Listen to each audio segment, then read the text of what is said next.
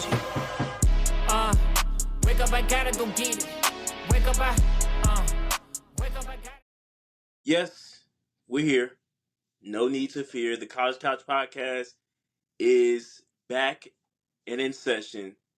Ladies and gentlemen, I'm Javaris Harris, along with my brother, my cousin, Stackz. Oh my goodness, Stackz Delbridge, forever in the building. Listen, What's yeah. going on? What's going on, man? Hey, listen here. It's good to see you, my brother. But for me to be messing up on our intro like that, that's how you know I feel like this. We know where this episode is gonna go, right? Yeah, A lot has transpired this past weekend, especially with the conference championships going on, and so it was a doozy to say the least. I think for a sure, doozy. for I sure. think a doozy is probably one of the best ways to explain what happened this past weekend. And I think for sure one of them being the SEC championship, and as far as with that, and then we have the rankings that following Sunday. Um, it was a lot. I mean, I think Georgia fans everywhere were like, maybe this is the opportunity, that we could possibly get, or I mean, it's really no way to explain what happened on Saturday. Like they just fell short. Like there's no excuse. You have to find a way in situations like that. Like you cannot come up short, especially to a team like Alabama. So we're now a part of the Crimson Tide Survivors Club. We both lost to Alabama, and so By the same margin, with the by the same same margin. score, with the Yeah, same exact score.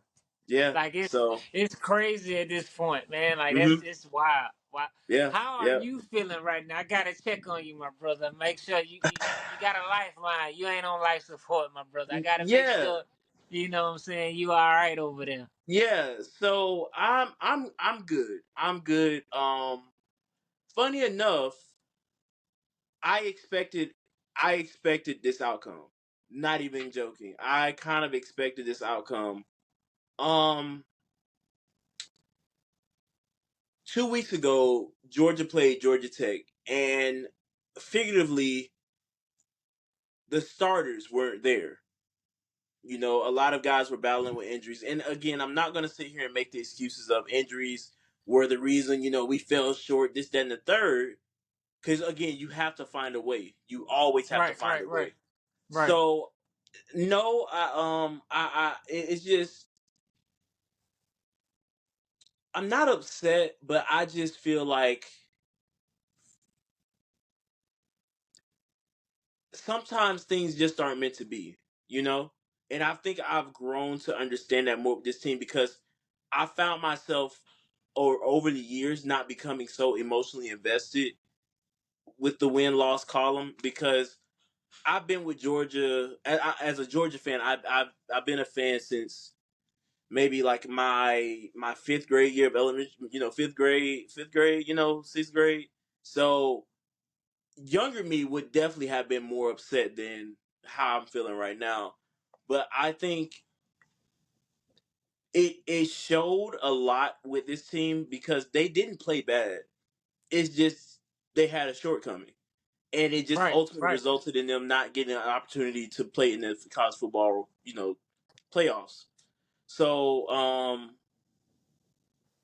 but no, I don't feel myself, on the verge or on the edge, no, none of that. I mean, it happens. Alabama Right, deserves right. to be in. Alabama deserves to be in. And even the entire college football playoff picture, I agree with it. I think the committee made a great decision. With Michigan being number one in Washington and then um number three being Texas and then Alabama. I think that was the best decision you possibly could make. Um, I not only after the game, it's more so just the reactions I saw to the rankings, which is even more like shocking. Like I don't think people understand that a lot goes into what transpires with these rankings. Like it's Right. not just strength of schedule. It's not just the eye test. It's not just what we think we know. It's a Right. bunch of factors that are underlying within how the college football Right. playoff committee Right. determines who's going to be in these top 6 spots. So with Florida State not making it, it was the right call. It was the right call. I want to go back to something real quick, and I think a lot of people may know where I'm about to go with this.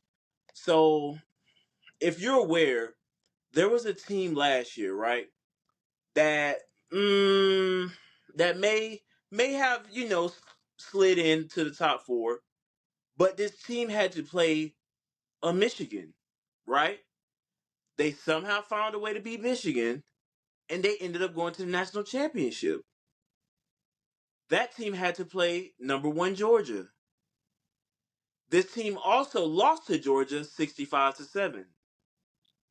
The committee is trying to avoid another mistake of a TCU getting into the playoff picture and then getting destroyed on national television. That's one of the reasons why FSU did not make it in. Because Jordan Travis is not currently with the team. They're currently playing with a third string freshman quarterback and barely escaped their conference championship this past Saturday. There needs to be no more conversation as to why FSU made it. I just gave it to you. But the good part about this FSU team is they finally are finding their identity back into the college football picture, pretty much. Right. They're looking great. They look phenomenal. They look great this season. Right. But one of the factors that goes into the college football playoff picture is the current state of the team now. The college football committee is not going to wait until Jordan Travis heals back up in order to make their decision of who they place in their top 4. It's over. Right. Point blank period. It's over. So I understand. Yeah, FSU didn't make it. But who's to say they won't make it when the picture is 12 teams next year, you know? So, Right. with that being said, it sucks. Did they get, did they get robbed or screwed? That's your personal opinion. That is your personal opinion that you're entitled to. But no, I do not feel that they got robbed. No, you know, they still have an opportunity to possibly beat Georgia in a few weeks. Possibly. I say that very strongly. Possibly. Well, the thing, with the bowl games, kind of interesting because Yeah. people sit, so Mhm. so it's not. That is why the playoff picture is expanding, so people won't sit. Yeah. But I personally think that this was a great setup for next year. Hmm. Because you say, Georgia didn't make it, Bama went in, the analytics with FSU not getting in. Now, next year, this situation doesn't happen. Hmm. Florida State gets to compete for a championship. Georgia gets to compete for a championship, and it'll really show what these teams are made of. Because Right. now you got an opportunity to compete. What will you do?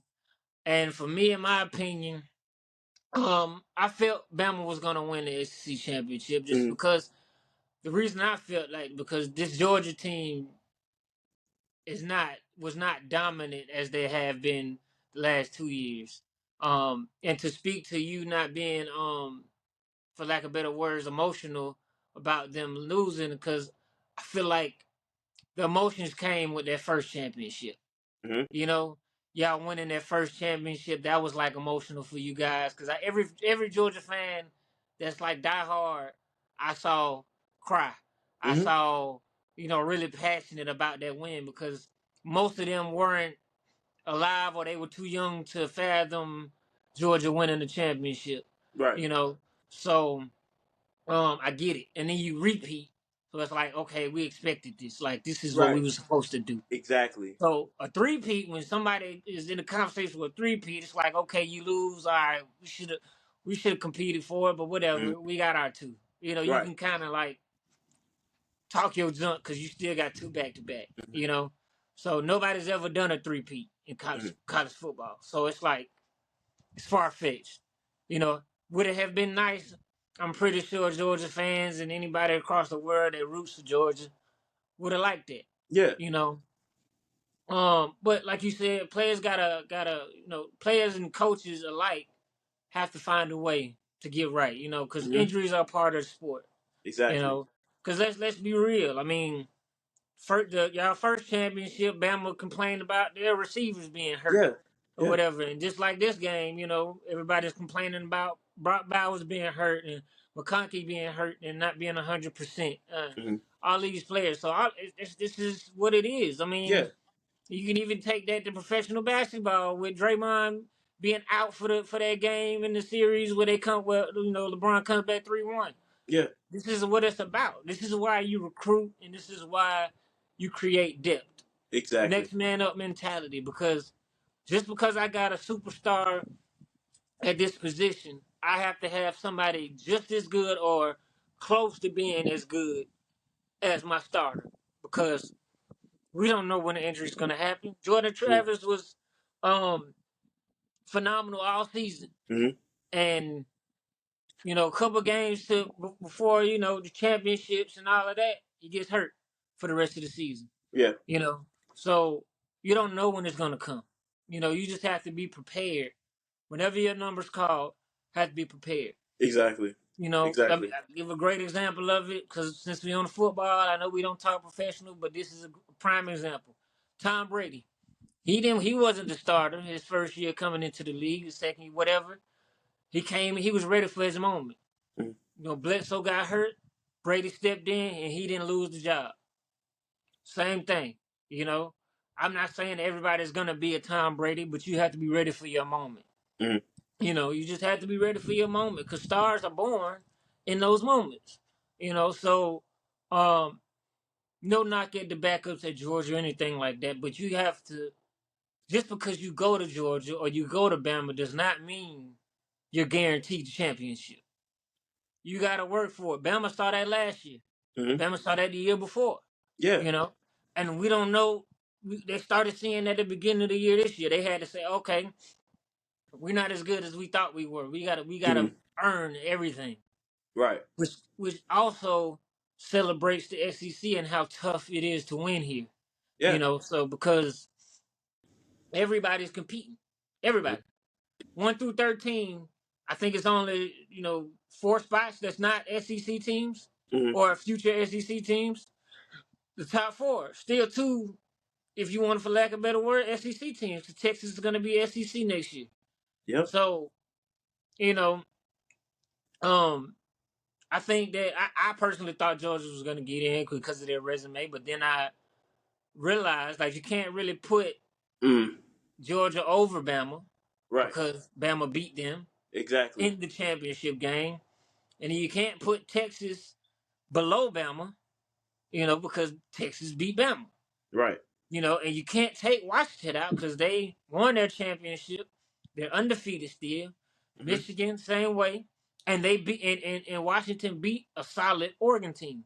You Right. know, although 3 points, whatever, they still beat a solid Oregon team twice Mm-hmm. at that. Twice. Exactly. So, um, the 1 and 2 spots to me were solidified, in my opinion. I thought maybe Georgia would have slipped in there as a fourth, but like I said, with the analytics of everything, you can't put them over Bama. You can't put them over Texas because Texas beat Bama. Yeah. Georgia didn't. So it's kind of like, and then FSU, even though I don't completely agree with a team not being knocked because their quarterback leaves, but I understand it. You lose a Heisman candidate, you know, that's big for your team. Right. So, everybody pretty much that's in there, you got two Heisman candidates that are in the playoffs. You have with Washington, you have with Bama, and then Michigan, you have somebody that at one point was in the Heisman race, and running back.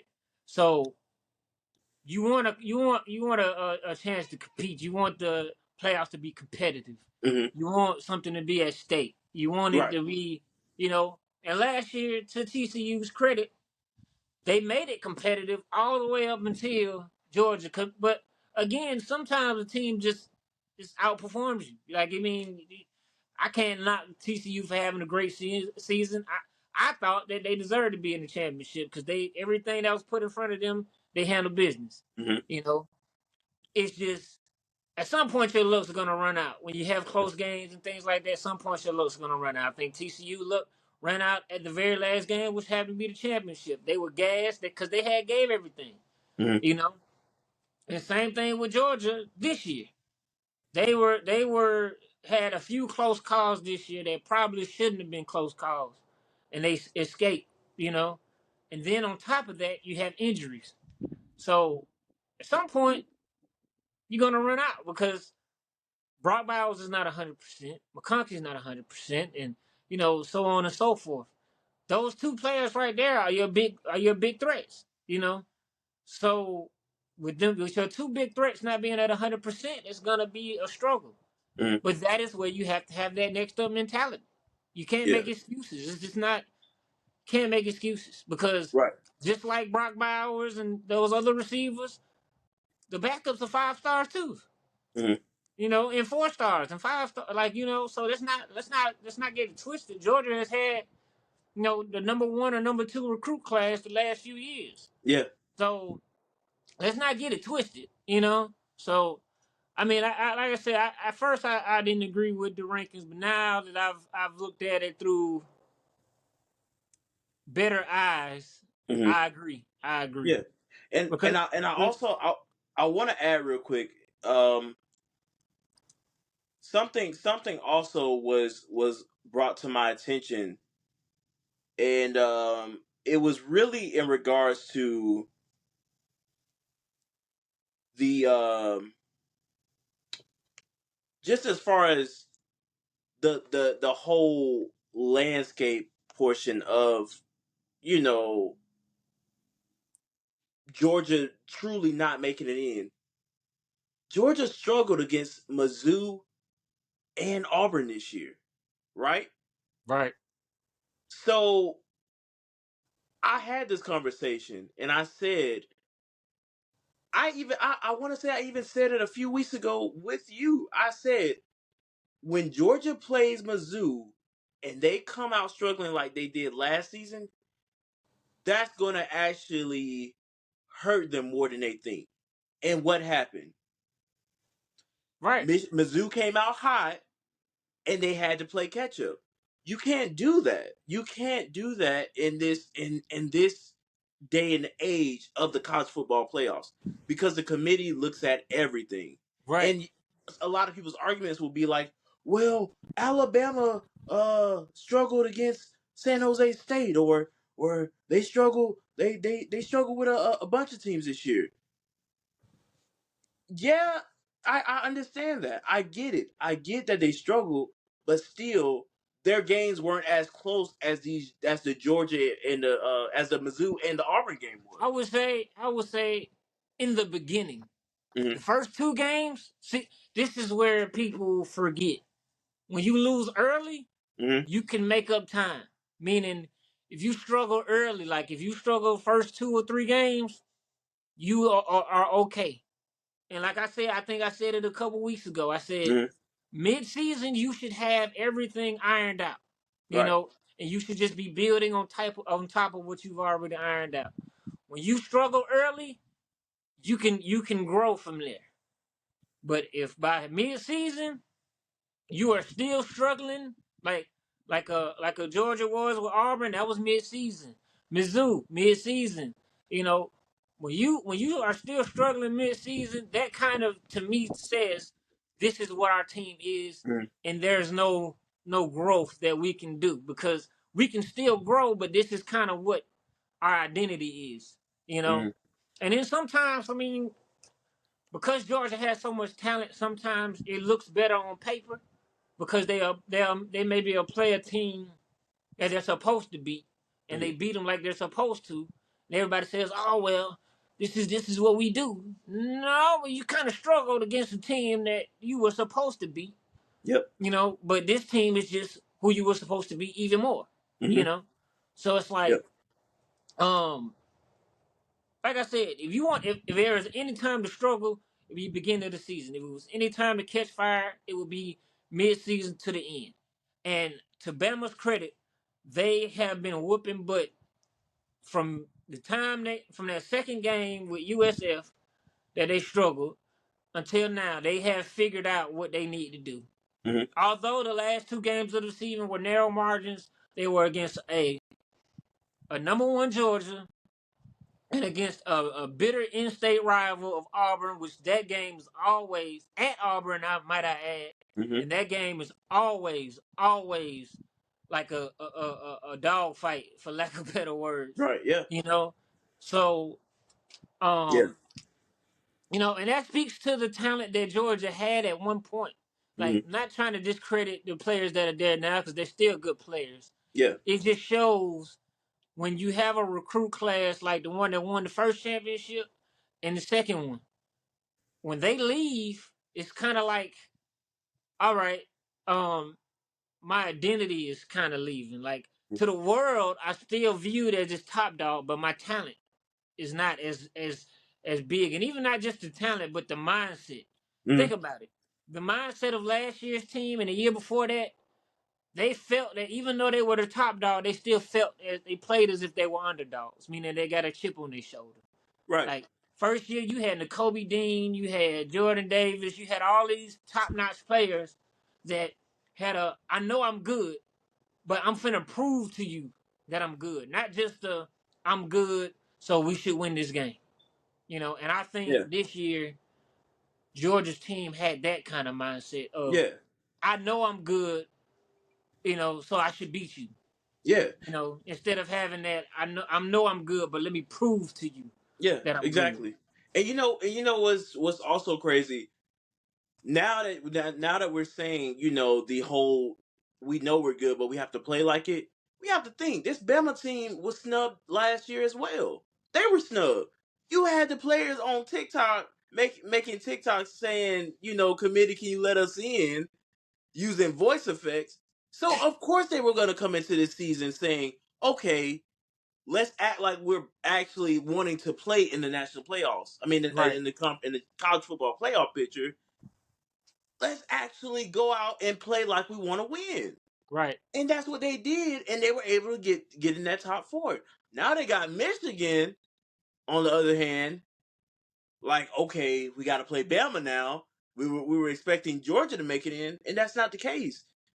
The college football playoff committee is always going to look at these conference champions before anything. right, right, right, That's almost somewhat of an automatic bid. You know what I'm saying? right, So right. like, You win your conference, that shows that, okay, I dominated my conference, so exactly. I And know not I only know did I can compete. Exactly. And not only did they win the conference championship, they won the SEC West. So of course that adds to the resume in itself. Right, So it again it hurts. It does hurt. It hurts. But at the same time, all these think pieces going on, oh, well, I think this, save it. Save it. right. It's over.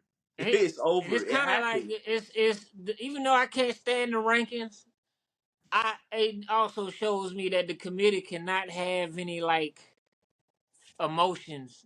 Hmm. You know, you can't be biased in that Yeah. because you have to be real. Like, okay, now do I think Bama's not a top four team? No, I think Bama still. I mean, not Bama. Georgia.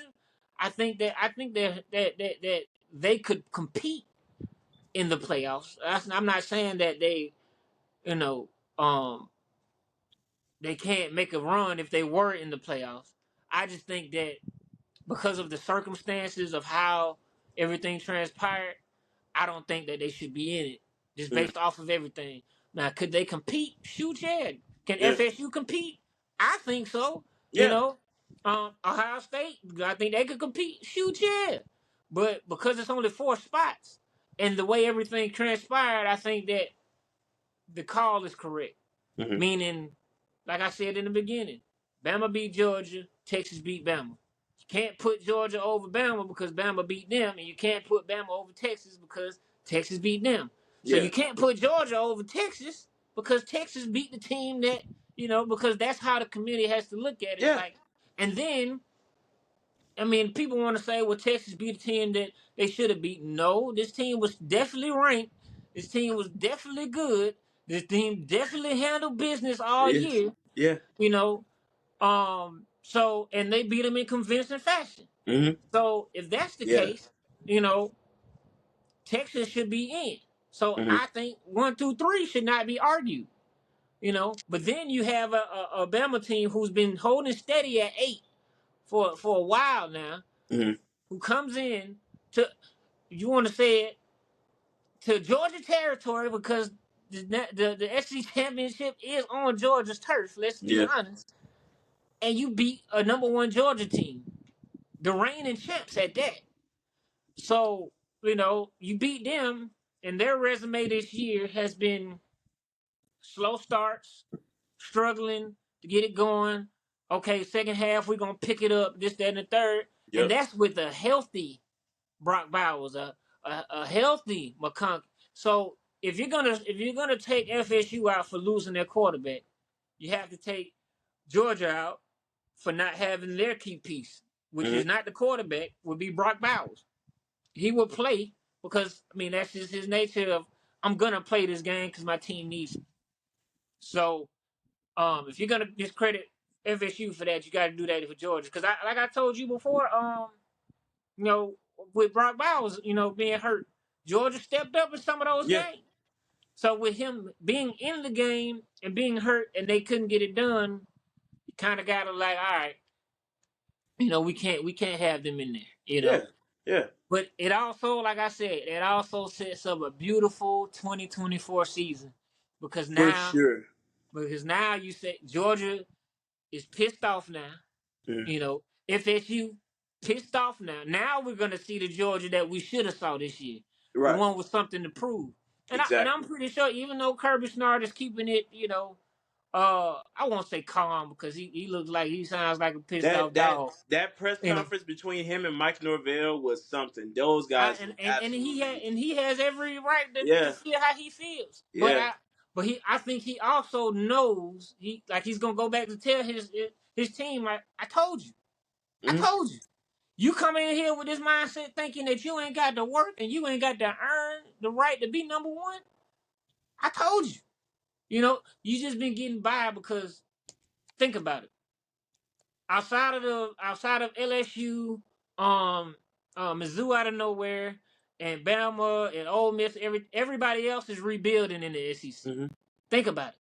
Florida, South Carolina, Kentucky, Auburn, Mississippi State, A&M, everybody in the SEC outside of, quote unquote, the blue bloods of the SEC are rebuilding. So you capitalize on a year where um everybody was at their worst for the most part. Mm-hmm. You know. Um so if you had everything lined up for you to win it. But it's also a trap, because if everybody is struggling and they're rebuilding, you get to a team that's not rebuilding, Mm-hmm. you play them like you play those teams that were rebuilding, you will get hit in the mouth. Right. Because like I told you, we talked about it before. They Georgia let teams hang around, but the talent gap was so far. It's like, okay, we can let you hang around and hit you in the mouth fourth quarter. Yeah. Because we have the players to do that. Mm-hmm. You got Bama, even though this team was not, like the Bamas of the past, these still are 5-star recruits. These Mm-hmm. still are athletes that will dominate on a lot of other teams. So you let them hang around, that gap is not gonna be far, because they got 5 stars like you got 5 stars. They Mm-hmm. got talent like you got talent. So you let them hang around, and then you have a Nick Saban who's smart. He knows how to manage the clock. He knows what to tell his quarterback. Hey, look, we got this game in hand. Just be smart. Like, don't take a sack. Don't take this. Don't take that. If it's not there, throw it away. And then you have a Saban in that who knows your weaknesses. He's seen you how many times? Right. And how many times have Georgia beat them? Although it was in the most important game of the season, Yeah. it's only been one time. But you gain a championship, but what you risk is they knowing what you're doing. Because Kirby Smart's not doing anything different. Mm-hmm. He's got the same formula. It just works, you know. Right. So you got to Saban, and in the same respect to Kirby Smart, he knows Saban. It's just who's on that night and who has the players to create that vision for them in that moment. Yeah. So, and I think Bama is good, but they're pissed off. They got something to prove. They're playing with a chip on their shoulder, and Milroe, the head, which is the quarterback, which is the head of the team, has got his guys behind him. So it's kind of scary. Right. I agree. And I mean, the thing me and you both talked about the most was just the amount of how this whole 6 team stack can affect households. Think about it. Next season, we're going into a 12-team format from 6 or 4, however you want to look at it. Do you not realize how much conversation has been over these past few years as to who we think will make this top 4? But now all these teams are now getting an opportunity going into next year with a 12 team.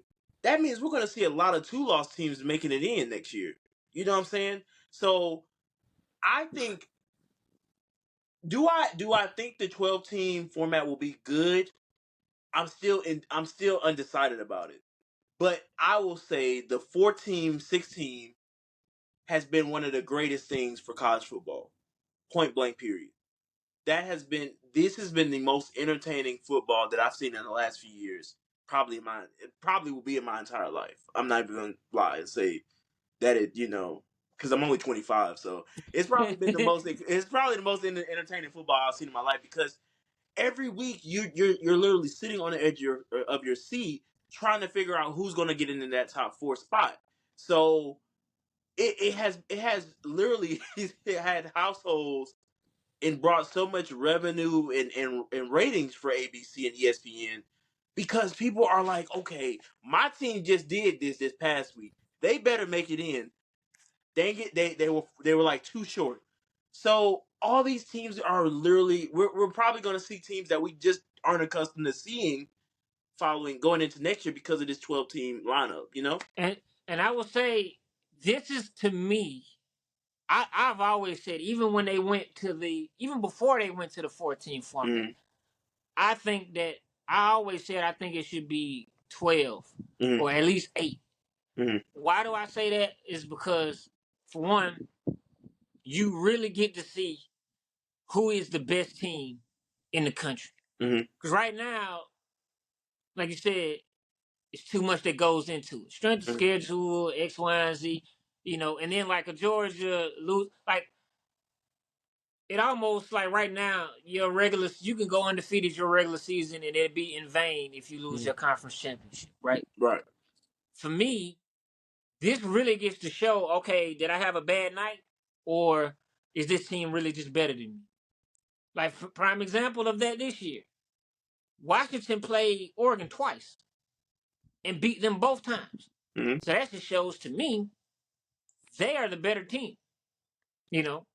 Now, the numbers might not say the same thing as far as like stat wise or whatever, but overall, they are the better team because they figured out a way to get it done twice in the same season.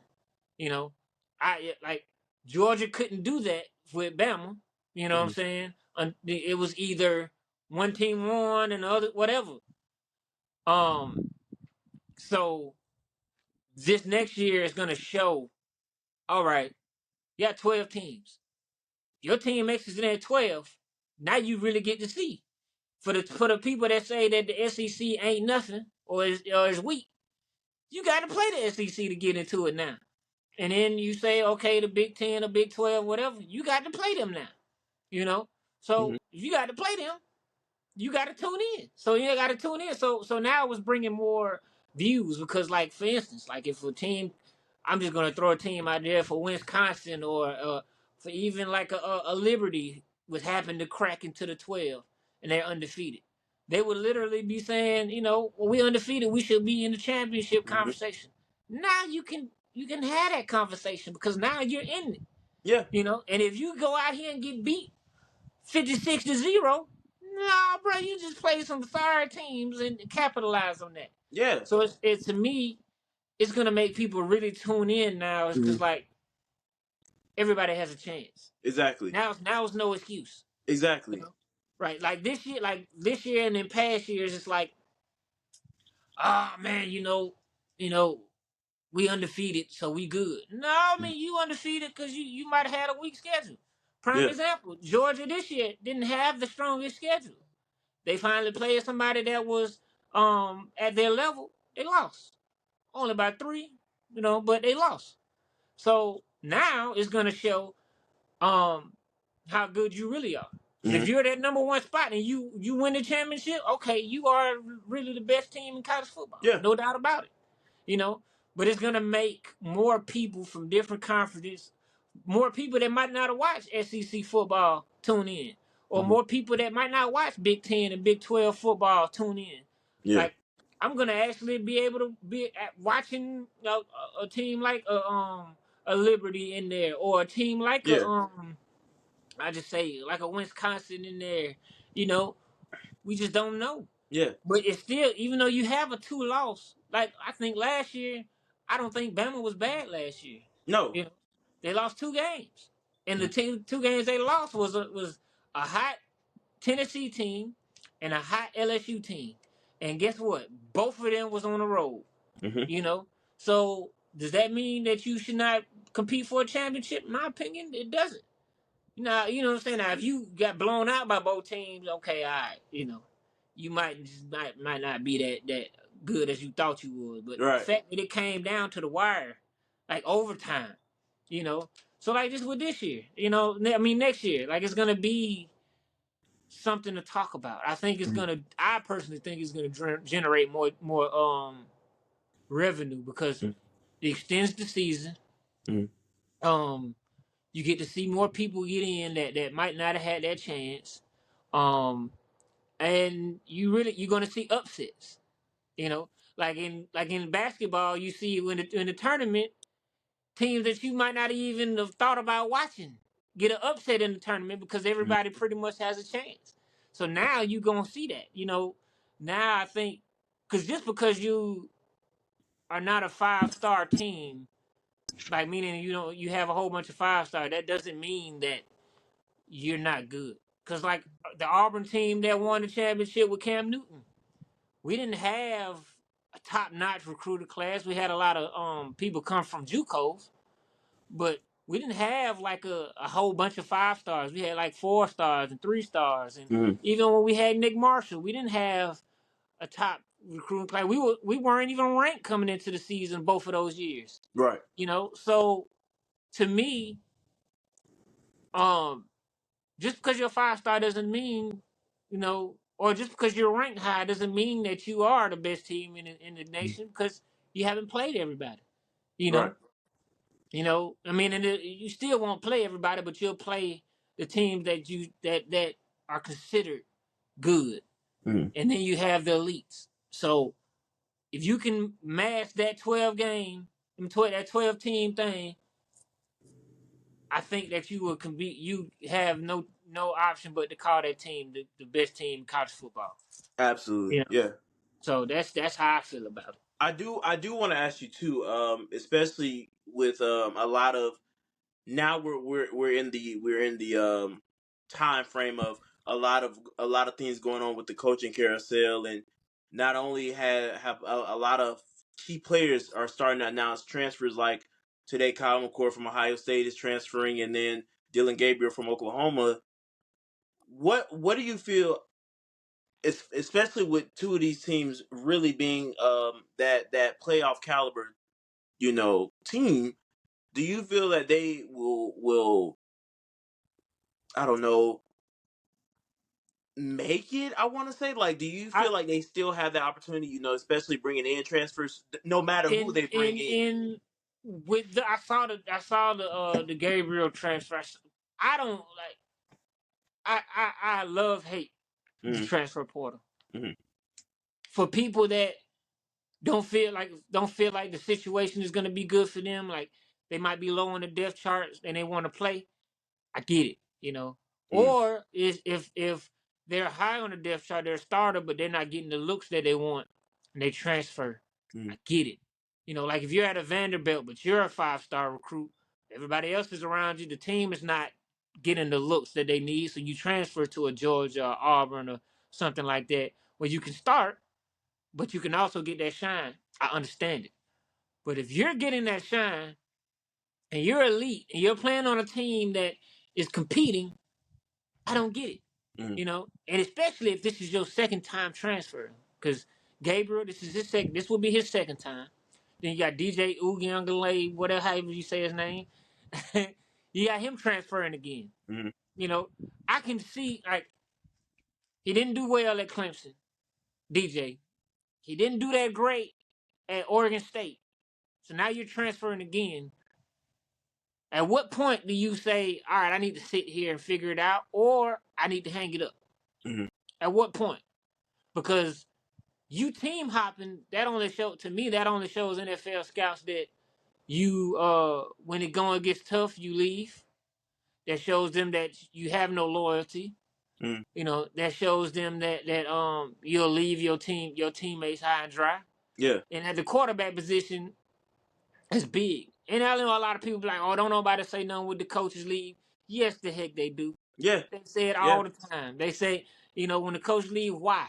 Like if Oregon's coach would have left, you think Jokers weren't gonna say nothing when they are really, literally yeah. in the conversation. And I You mean, know, Dan Laney has only been there for 2 years, if I'm not mistaken. right? Yeah. So why would you? To me, if you're the starter, you are literally leading the team. They're headed in the right direction. Hmm. Why leave? I Yeah. don't get it. Now, I just don't understand it. No. I really can't even make an excuse for that Mm, particular reason. Like, I mean, but now, the transfer portal is literally now who's offering the most money. hmm. Even though to me, you get your bread, you're gonna get your bread to me wherever you go. But if you're gonna transfer one time and figure out that situation. Hmm. You know, because the money is there at most of these Power Fives. Like I know for a fact Oklahoma has the money, so I don't Hmm. get why you would leave. You're right there at the cusp of being a playoff team. They expanded to 12, so you would be in if you were, if it was next year.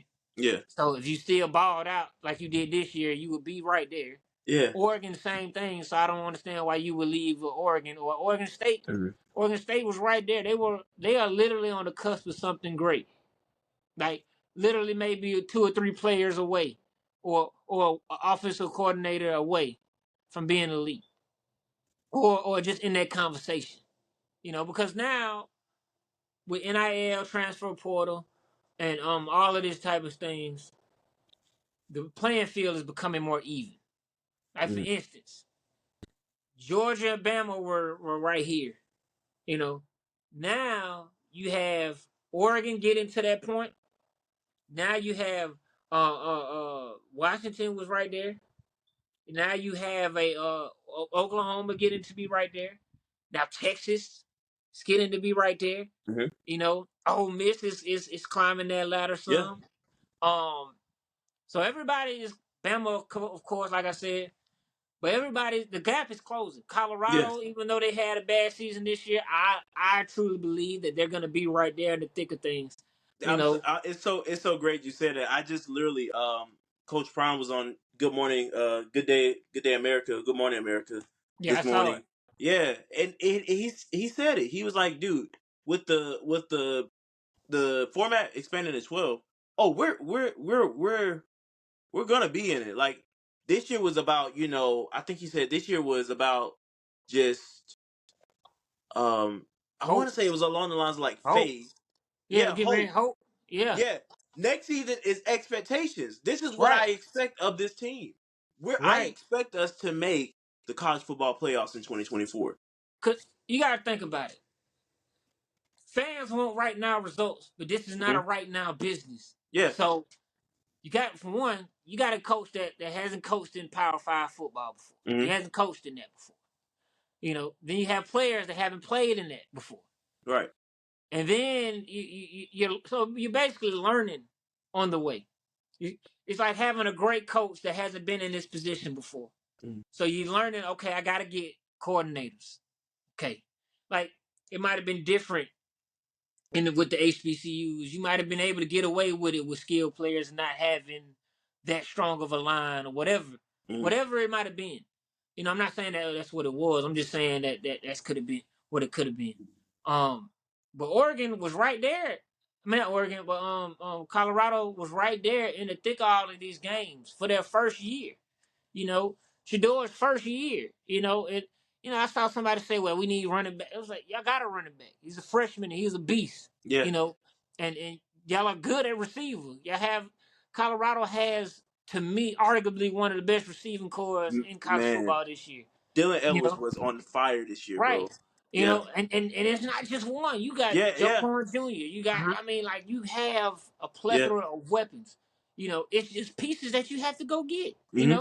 And I think Coach Prime said that in the beginning of the season that we are literally like 7 players away from being elite. Hmm. And I completely agree because you go get you a line, you go get you good linemen on He the was only defense. talking about his linemen. We gonna say it was both, but you get linemen on both sides, right? Yeah. Right. You get linemen on both sides. That protects your quarterback. And if I don't care what you say, if Shedeur Sanders got time, he'll pick you apart. He will pick you apart.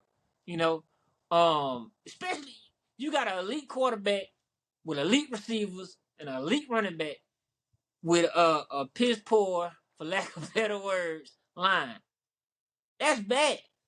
But if you give him time and you don't even have to be a elite line, just a good line to hold up just enough for him to make his reads.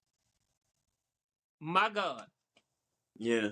and then you go you don't even. I don't think the DBs are bad there. I really don't. Even though I always talk about Shiloh, I always mess about him getting burnt. I don't think he's bad. I just think, me personally, if your D line is not getting any pressure on the quarterback, that sets the DBs up for disaster. Hmm. Because you are on an island. If I always say in football, everybody helps everybody out. Hmm. Because if your line is getting pressure, that helps your DBs. If your DBs are doing their thing, that helps your linemen. So if your DBs are holding up, that gives the linemen more time to sack the quarterback. If the linemen are getting to the quarterback fast, that causes errant throws, rush throws, throws that are out of bounds. That what I'm saying. So that helps your DBs. So same thing with the offense. If the line holds up, quarterback got time to deliver to the receivers. Line holds up, running back got time to find the hole, make space, go get yards. So everybody helps everybody out, but it all starts with the two pieces, in my opinion, that don't get talked about enough, and that's the offensive line and defensive line. Hmm. So I think Colorado's going to be in that conversation next year. So if the talent gap is closing, you know, why would you leave a situation where you have the talent and you have the experience Hmm. and you have the coaching, they have the money? Why leave? I don't know. Yeah. I don't get it. I It's really it's don't. a it's a it's a weird it's very weird. It's very weird. I agree with you on that. It's very weird. But I think we're just in that time where when NIL was even being introduced, it showed you could tell then like a lot of players were excited, and I think it showed because the players want to be able to not only profit off of their playing, but they want to be able to change the lives of not only themselves but their families. Because Right, some of right, these players,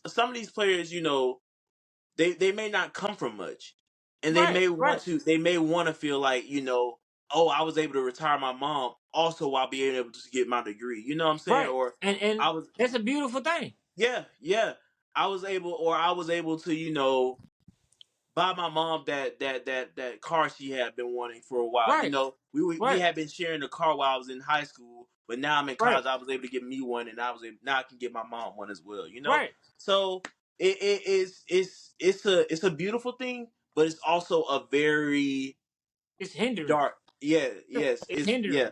Mhm. It's it's good in the aspect of helping your family. Like if Mm-hmm. you come from nothing, you know, you get your mom out the hood, you get, change her situation, retire her. That's Mm-hmm. cool. But for me, on the other side, should I say, it hinders you because you expect it, Mm-hmm. right? You don't want to earn that. You know what I'm saying? You don't want to work for it. Cause I guess for me, I guess I could say this now since I'm older. I'm kind of like uh We old unks school now, bro. approach. I'm old school approach. Like I'm not. I ain't that goddamn old. You'll call me uncle. I'm slapping him in the face. Heck, no, you not calling me uncle. Bump that. I ain't that goddamn old.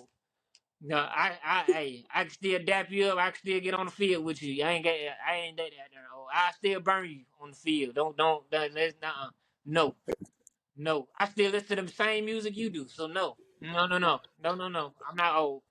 I'm not either. No, I'm not I'm not that goddamn old. But anyway, uh, I guess I have a older approach Mm-hmm. to things because maybe not necessarily loyalty to a school, but loyalty to my craft.